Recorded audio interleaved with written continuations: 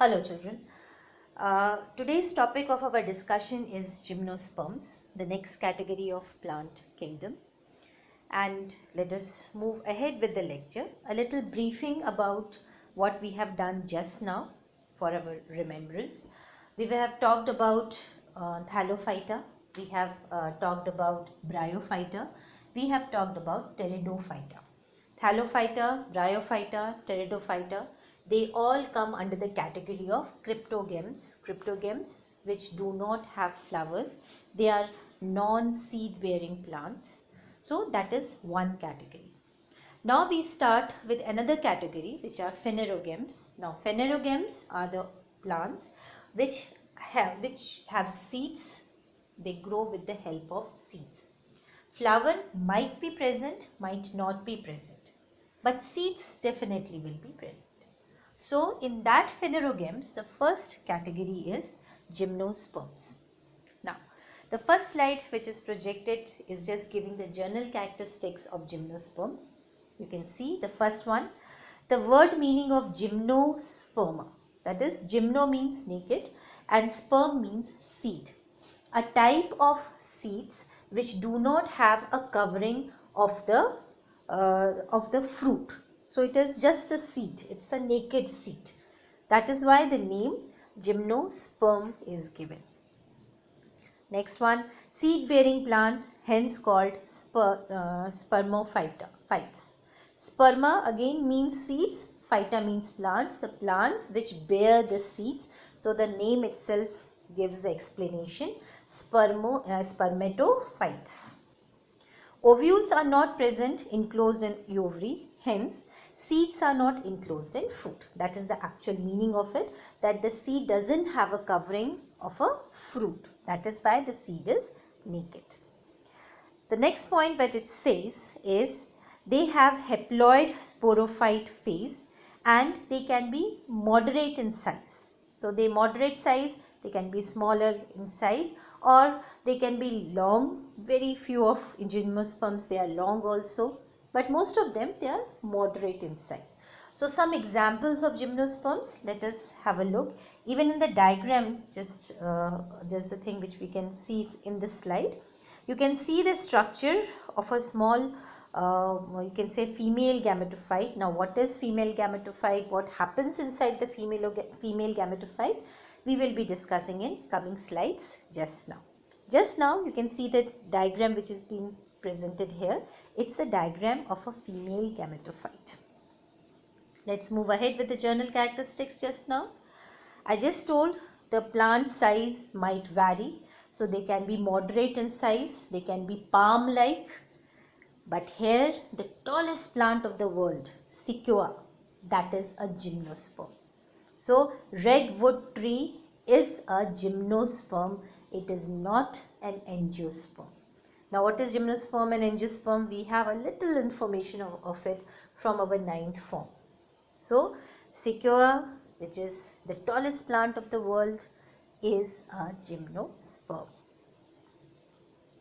When we talk about the plant body, again the general characteristics we are going on. When we talk about the plant body, now the plant body is very well differentiated into root, stem and leaves. We are, if you compare a little bit about it from Pteridophyta, which was the previous category, the plant size was not very big. In this class, plants can extend to a size of a big tree like Sequoia or a moderate plant, and they have properly developed root, stem and leaf. The root will perform the functioning of the root, that is anchoring of the plant and absorption of water. Stem will perform the function of conduction of water and giving support to all the aerial parts of the plant. Leaves will perform the function of photosynthesis, providing food to the whole plant.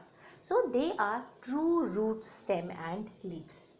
Moreover, if we go deeper into the explanation part, roots have their own, you can say, modifications also apart from absorption and anchoring.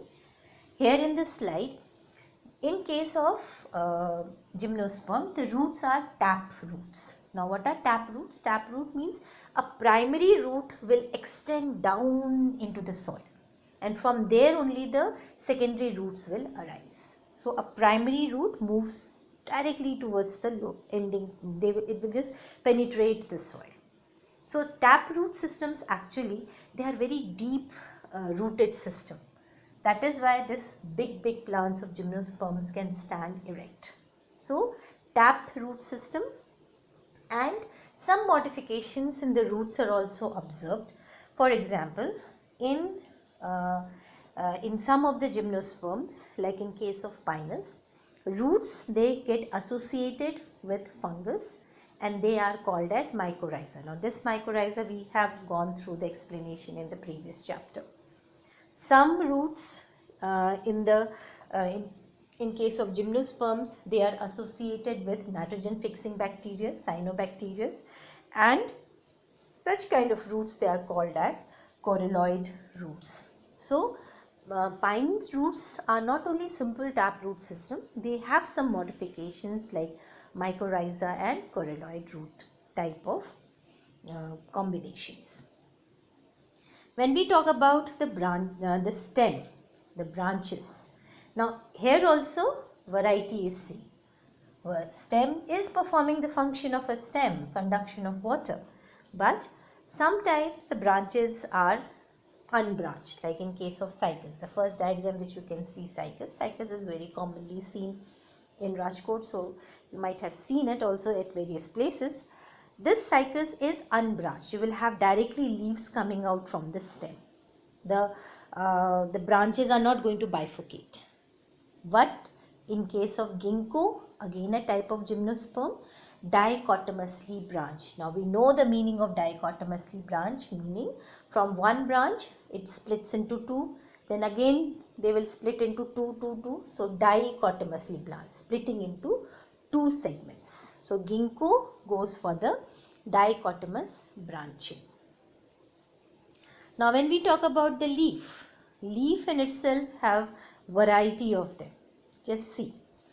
Leaves are simple in case of genitum. You can see the first diagram here. That diagram denotes the simple leaves. They are something like any angiospermic plant might have it. So they don't have any kind of modification. The simple leaves are there. Then second one, large pinnately compound leaves in case of cycas. You can just you can see the diagram here, the second slides which you can observe. Now these ones, they are the diagram, they are the photographs of cycas plant, and most of you might have seen also cycas. Those leaves are, they are needle shaped leaves are there, and they are pinnately compound. Pinnately compound means a center rachis is there, a center you can say stem is there, and from there very fine needle like leaves are going to arise, and they will be even in number if you count pairs of them. So that becomes pinnately compound leaves in case of cycas. Leaves show xerophytic adaptations like thick cuticle, sunken stomata, transfusion tissues, needle-like leaves to reduce the transpiration. Now this whole gymnosperm plants, the leaves are thick. They are having thick cuticle present in it. Plus they will be having sunken stomata which will help them to reduce the transpiration. Very well developed xylem and phloem. So xylem with tracheids and phloem with sieve tubes. So xylem vessels are present in genitum. That means they are very well developed vascular system is present in case of gymnosperm. So they are true root, true stem and true leaf-like structures. Now once we move ahead, now we come down to the reproductive parts of the plant. They are heterosporous in nature with small microspores and large megaspores, meaning only the spores which are having like male and female spores, they look alike or they are similar to each other. That are the characteristic parts of Bryophyta or some plants of Pteridophyta. But once we talk about gymnosperms, they are heterosporous, meaning the spores are entirely different from each other. They are not similar, they are not similar looking, not morphologically, and the whole structure of the plant which is responsible for the reproduction, male part and female part, can be clearly distinctively seen in the plant. It can be distinctly observed in the plant. Okay. Now you can, this is what the whole thing is all about. Let us move ahead with the reproductive part. Now from here, just give your attention a bit more. Certain leaves are modified into sporophylls, and sporophylls are arranged compactly into cones.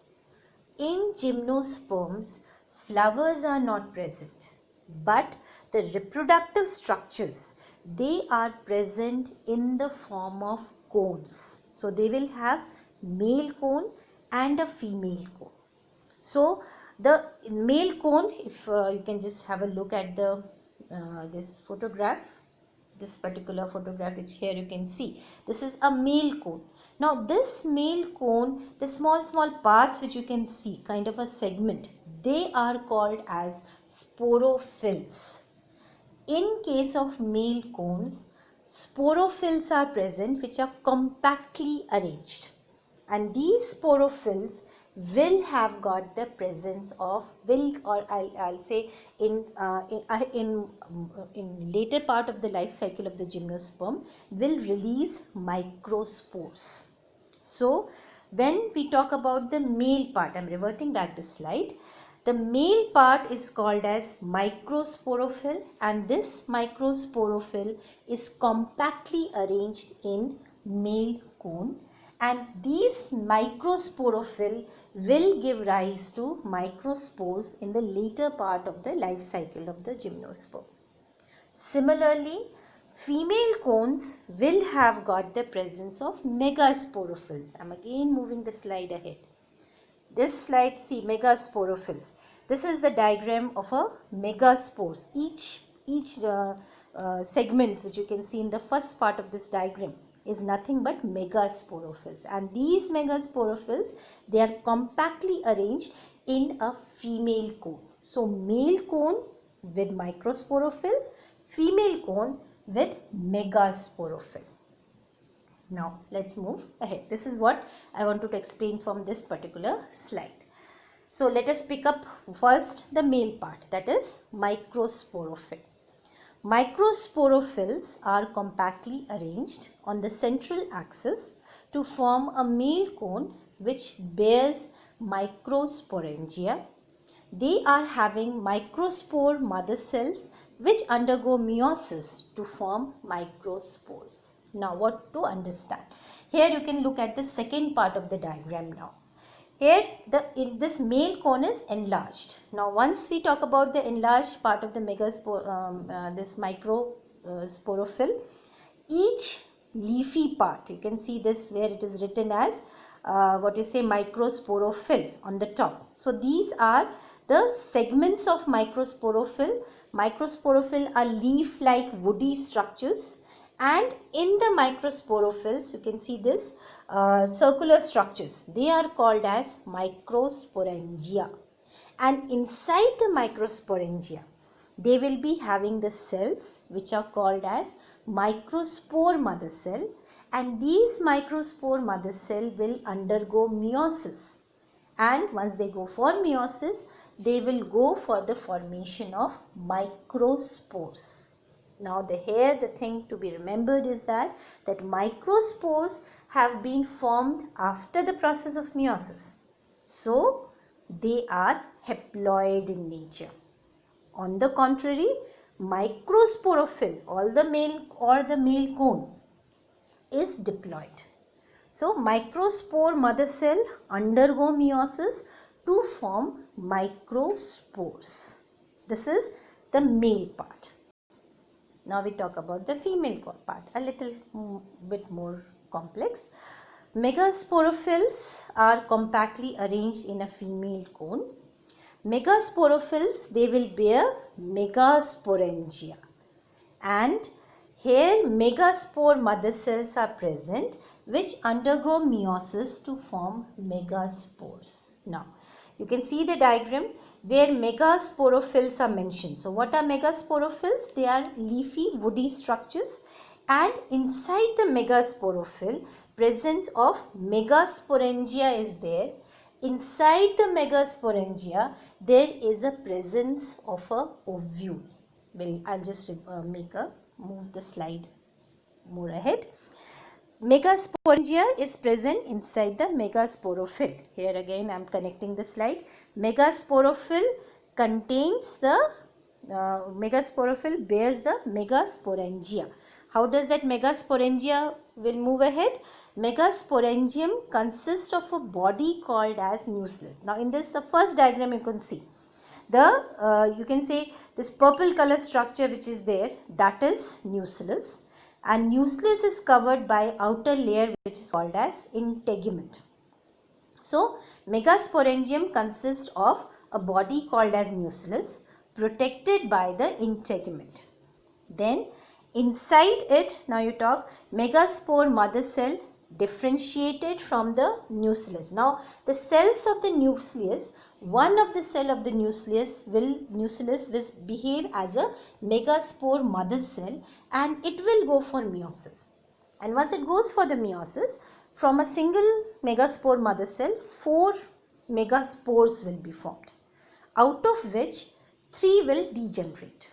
Only 1 will remain functional, and this functional megaspore will keep on dividing mitotically. So it will not undergo any kind of reduction division. So it will keep on dividing from 1 to 2, 2 to 4, 4 to 8, and ultimately it will result into formation of a female gametophyte. Now what things will be present inside the female gametophyte? Let us look at that. Inside, this is the diagram of a female gametophyte. Now inside the female gametophyte there will be 2 to 8 archegonium structures, and each of the archegonium structure will have one female gametophyte. When pollen grains means, here we are talking about the microspores.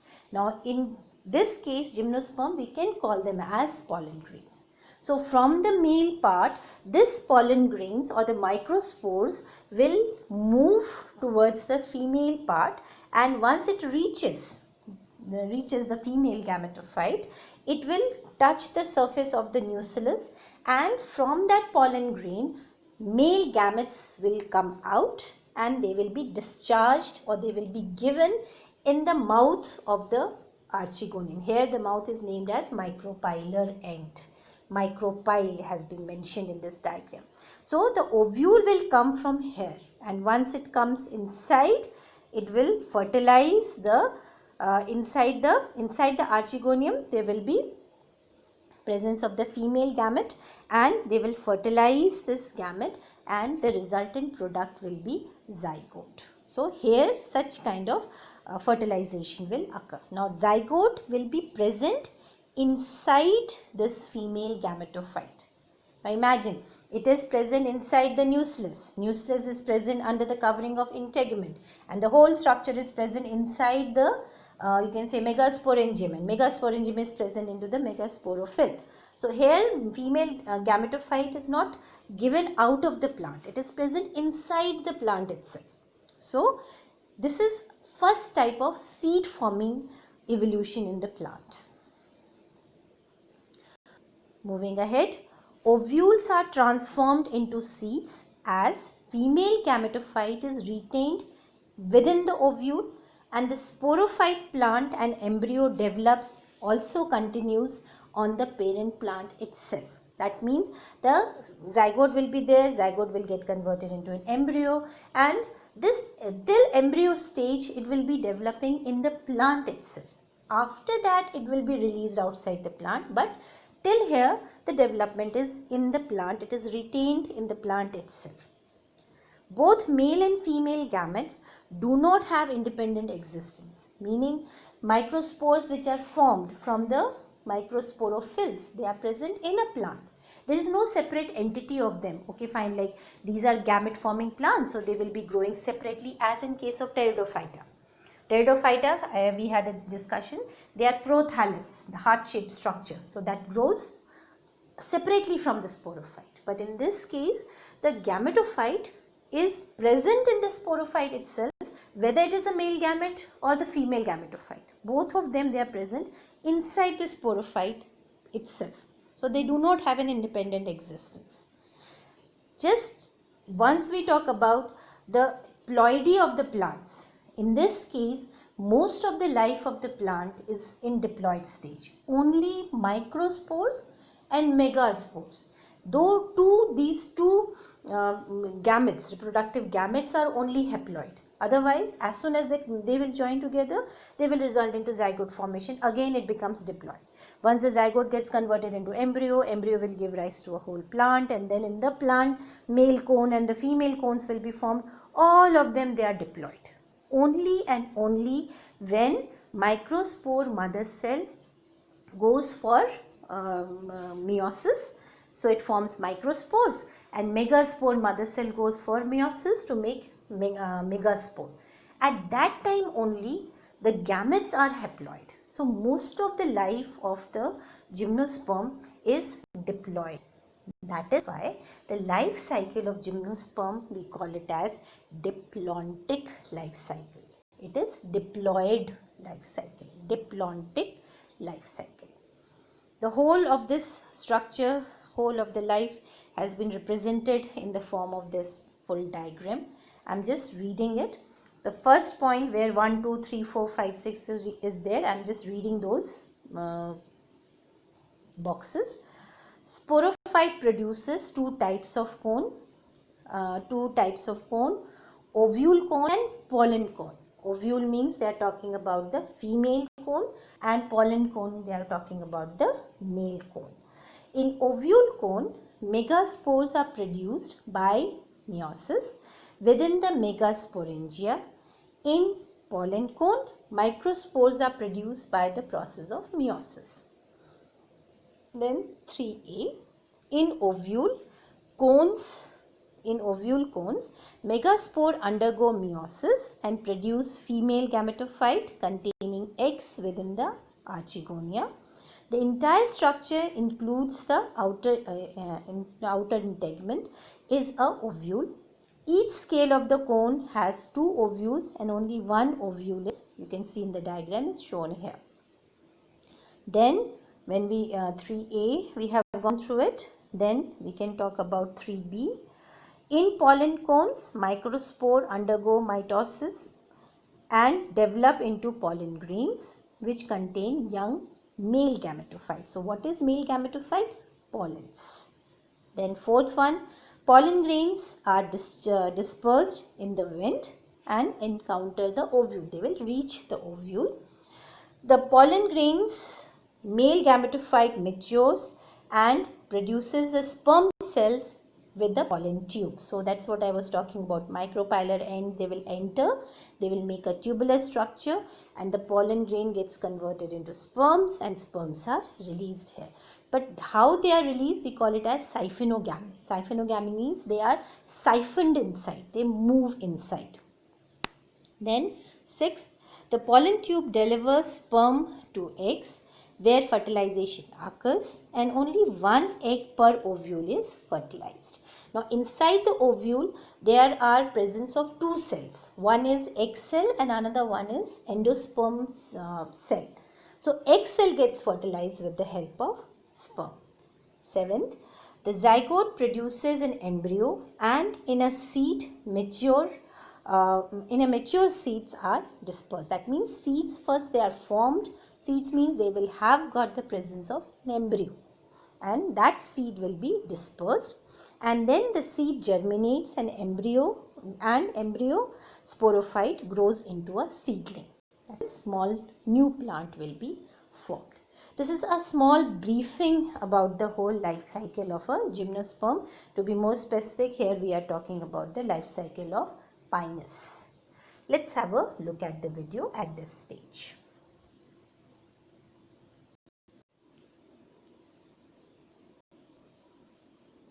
Let's start there. So, the life cycle of the gymnosperm. Looking at the pine trees, we have the reproductive structures, the cones. There's two types of cones.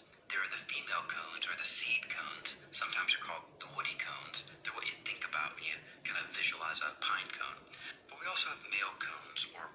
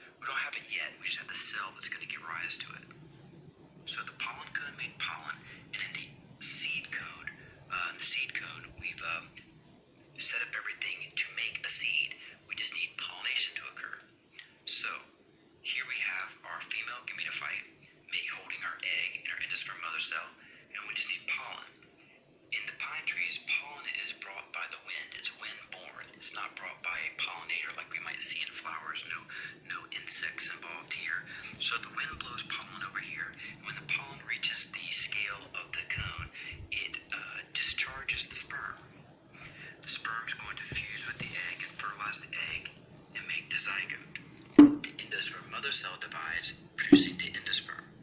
Now the zygote is diploid. It's the result of fertilization.